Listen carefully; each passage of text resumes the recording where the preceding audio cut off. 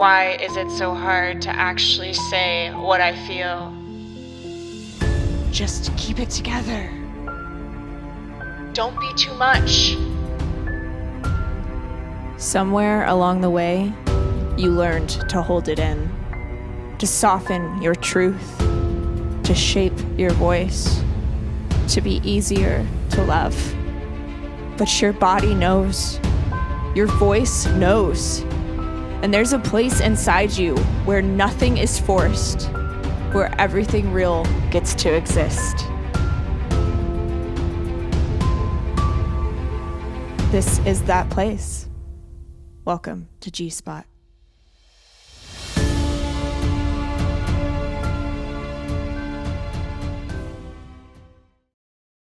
Hi, you're listening to G-Spot Podcast, and I am Graciela, Serena, your host. Today we're going to be talking about the infamous projections. Oh, man. This is a big one. I feel like we all project, and we're going to get into... Oh, see, that was kind of a projection myself. Like, maybe you don't project, but a lot of us do, from what I've witnessed. Got him. Anyways, let's kind of get into it, yeah? We don't always respond to the people in our life.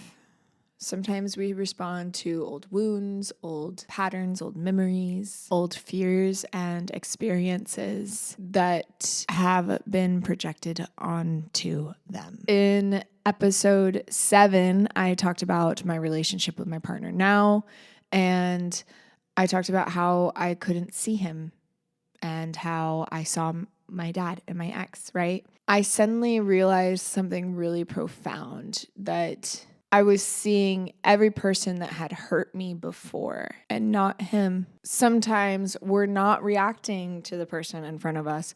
We're reacting to our past. We're reacting to our past. And that, my friends, are what projections are. A projection is when we unconsciously assign feelings, intentions, fears, or characteristics from our past onto someone in our present. So this can kind of be like assuming rejection, assuming criticism, assuming abandonment, assuming betrayal without actual evidence. So let's go into why we may project. The brain is constantly scanning for safety. Yeah. So like I've talked to you about so many things, right? Like we are primal human beings, and the nervous system, the brain, the ego, all these parts, we go over it over and over again. But I want you to know this because it makes more sense and it's less villainized when we realize like, oh, I am wanting safety. And it's not to bypass it. It's not to be like, well, I'm wanting safety and like this person isn't giving it to me or like blah, blah. Then walk away, walk away if that's the case. But this is so that we can understand it more, we can digest it, and we can be, okay, like if this is an actual safe person, if I really actually do feel safe in the presence of this person, like what can I do? What tools can I use? How can I regulate my system for something that's healthy and that's flourishing without, projecting all my past and trauma onto them and making it unhealthy. If dad was critical or judgmental, an ex cheated, a friend betrayed you or abandoned you, your nervous system will scan for any threat of that happening again, which is kind of cool. I don't know, like it's kind of cool how, like, wow, our brains are so crazy. They do so much, and like our nervous system is literally like, oh, that one thing like that maybe we don't even really remember, or that's way back here, like I remember that, and so I'm going to keep you safe. Yeah. So it's like I'm trying to keep you safe of potential danger before it happens, right? And then we put people into a box and we deem them as a certain way, a certain archetype, as a form of protection. So if somebody hurts you in the past and somebody has a energetic signature like that, that's going to affect you. That's going to, your nervous system is going to be like, nope, that ain't it, right? Which sometimes I think it's good to listen to, but I would hope that you would know who to decipher, like who is good for you. You know, I think deep down, if we listen and we like get past all the stuff and we do all the releases and we do the work, we know who's good for us and who's not, right? And sometimes we don't even have to do all the work. Sometimes we just do know. And we still choose to feed the patterns and the people that no longer serve. Let's go ahead and talk about examples of projections. A woman carries herself in a bold, straightforward way. The reality is that she is confident. The projection is that she's a bitch and that she is stuck up, right? Where is that coming from? Probably from maybe envy or jealousy, because what she has, you want. It's already in yourself, but you haven't accessed it. And so the projection is that she's a bitch and she's stuck up and she knows how to say what she needs. And that's intimidating, right? Another one is someone tells you no. The reality is they are asking for what they need. They are listening to what they need. The projection is rejection, essentially making it very personal, taking it very personally, right? Like, this person has rejected me. When really it may have nothing to do with you. Like, maybe they would love to work with you or go to your party or whatever, but in their body, they feel a deep, like, I have to stay home. I have to take care of myself, or I'm too tapped on business right now. And I really need to focus on my own work, right? So let's kind of like for funsies. I kind of talked about my anxious attachment in episode 7, I think, when I was talking about my partnership, and I've talked about avoidance. So let's do an anxious attachment projection. This would be like, okay, my partner takes a really long time to text back. Okay. The reality is they're freaking busy. Not everyone wants to be staring at the phone all the time. Yeah. But the projection is they're losing interest. They're with another person who they're interested in, or this is the beginning of the end. They're going to leave me. Right. I mean, like, I know that sounds so extra, but seriously, like, the mind really can do that with an anxious attachment. Like, it really can go that extra. And I'm not shaming it. I'm here to tell you you're not alone if this is happening. But check, is it a rejection or is it a projection? Might be. Probably is, to be honest. Yeah. The last one, and we're going to do like kind of like the avoidant type of projection. Yeah. So your partner comes to you with a need, emotional conversation, or a request. The reality is that they're being vulnerable and they just want to be heard and received, and that they're trying to connect with you and let you know what's going on for them, right? The projection is that they're too needy. Yeah. That their feelings are too much. That's the projection. And I'm going to say it really bluntly. Okay. It's not that their feelings are too much or that they are needy. It's that you cannot handle it. You're choosing to not be able to handle it. I feel fueled by that because I have known many friends who have that wounding of feeling too needy and too much. And, I've been there too. And I think also, like, sometimes it is like, it's too much for the avoidant, right? It's too much. Like, someone who hasn't learned to regulate the system and who's avoidant and who's like, like really like scared of intimacy in that way, it is too much for them. It doesn't mean that we're innately or like the other person is innately too much or needy. It just means that that's how that person is feeling in that moment. And like finding that line, right? Like, let's be real. If it's too much for you. Not the projection of the person is too much or they're too needy, right? I also just want to say that we're not here for, the victim either. We're not here to like go in victim mode and be like, see, I'm not too needy. Like if you're out here playing victim all the time and not taking care of your needs and like, willy-nilly just like dumping on your partner all the time or dumping on your friends, like, that's something to look at as well. So I don't want to like, we're not here to condone the victim behavior because that's just not how we roll in this podcast. We take accountability, and accountability is when you're avoidant and it's too much for you. And accountability is I'm a victim and I need to carry myself and look at my own stuff while also being open to receiving compassion and love and understanding. Yeah? Okay. So let's go into the mirror. One of the reasons I do this work and talk about relationships is because it's a core place where wounds come up. Relating is where I think triggers can really have effect, and we can feel good when we're single, and then we get into a relationship and we thought we were good, but then it tests us and it shows us where the cracks are. And that's the mirror, right? That's the mirror, that's the lesson that we're meant to learn. And it's not always our partners causing the trigger.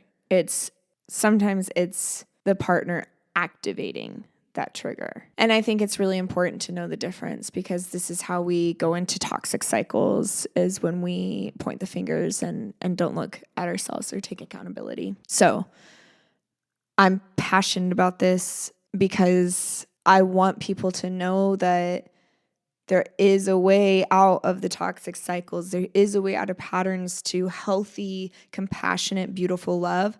But if you do not take accountability or, look at these things that I'm talking about, then it's going to be a little bit harder to really step in to that higher self and to that beautiful, vibrant person who knows how to love and knows themselves, if we don't do this kind of work, and very passionate about it. So let's talk about the cost of projection. What happens when we live from projections is we can create conflict, we misread people, stay defensive, we miss genuine connection, and we react instead of respond. So we went into rage in one of the episodes, and that's a huge thing, right? Like react instead of respond. And that's a lot of rage too. Like in those moments when you see red and you react, like that's a projection. When do you feel rage and you're actually hearing what the person says? You take it as it is, right? You just take it as it is in your brain. So you also miss genuine connection because you are projecting onto somebody. So you've already labeled them. You've already put them into a box, and that's where they stay. And then you don't actually get to know them. You don't actually see, this person wasn't actually who I thought they were. And this person's really rad. And now they're my friend. Now we're homies, things like that. This is the cost of projection. When we look through our past, we stop seeing people clearly. And what a shame, because there's a lot of beautiful people out there. We talked about this in episode 7, but I'm going to go into a little bit of how like my partner used to come up to me about things and I would just flip. I would flip out.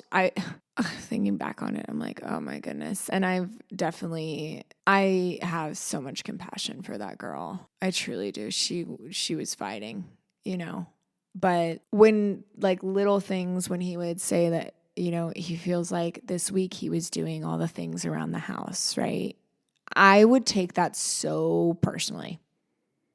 And I would be like, what is that supposed to mean? Just really reacting out of a place of reactivity rather than hearing him that he maybe needs more support this week.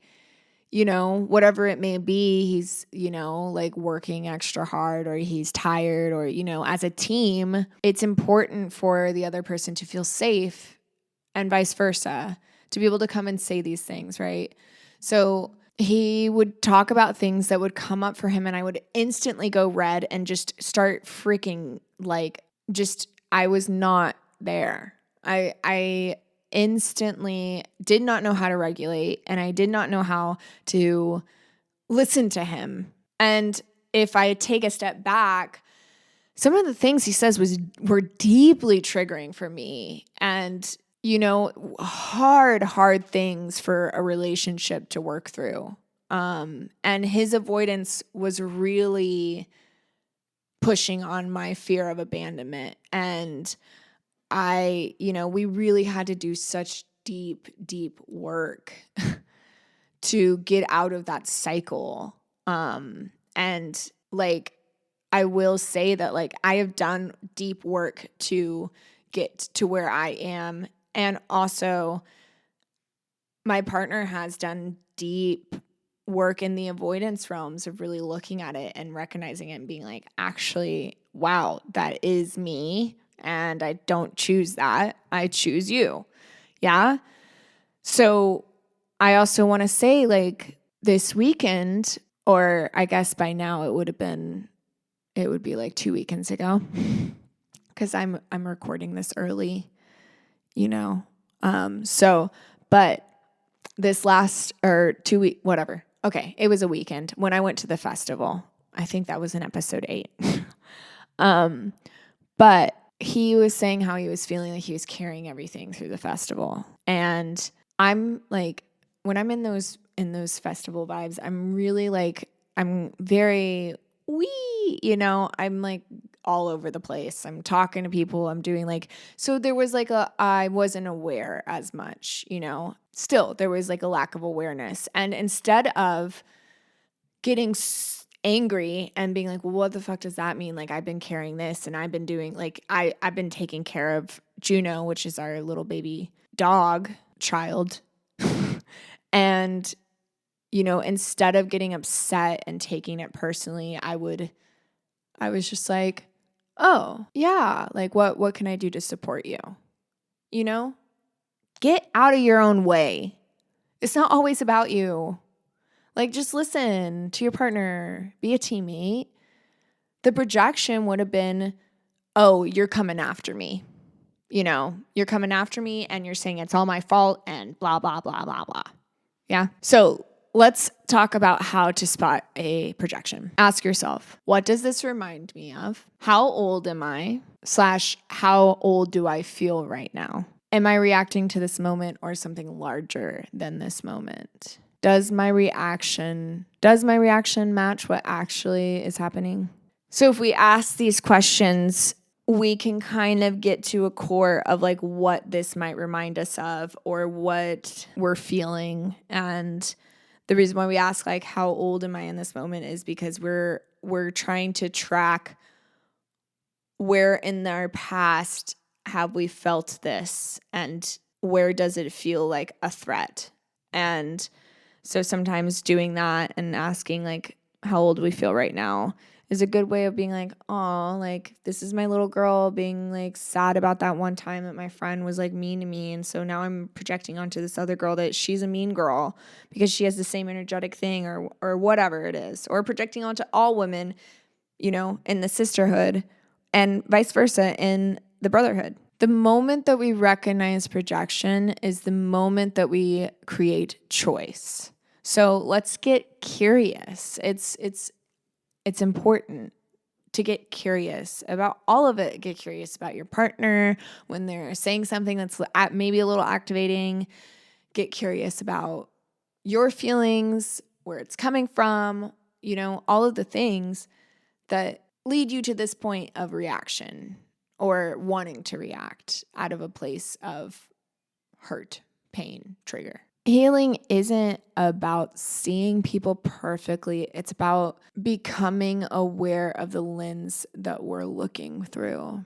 Because the more we heal, the more we can meet ourselves. And the more we meet ourselves, the more we can meet people where they actually are and create deeper connection and get out of the paradigm of what our past has taught us to expect. I want you to close your eyes. And if you're driving, please don't do that. But just be with me for a minute. Take a deep breath. Let it out with a sigh.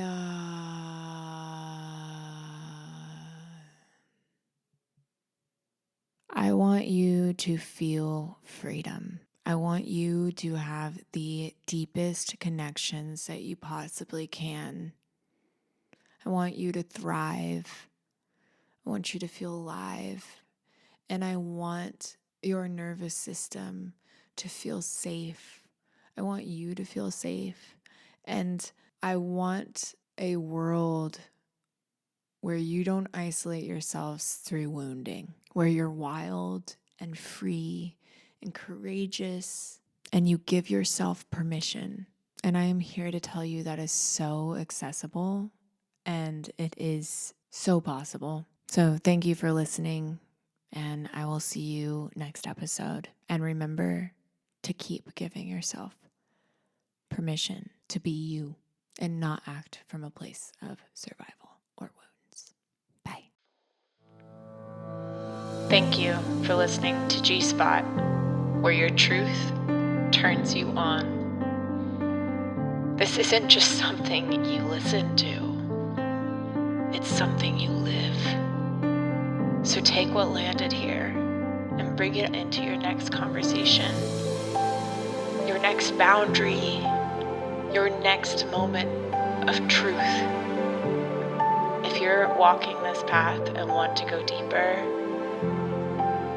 find me on Instagram at Graciela Serena Music. You can find more information on how to work with me below in the show notes. And if this resonated, let it travel. Share, comment.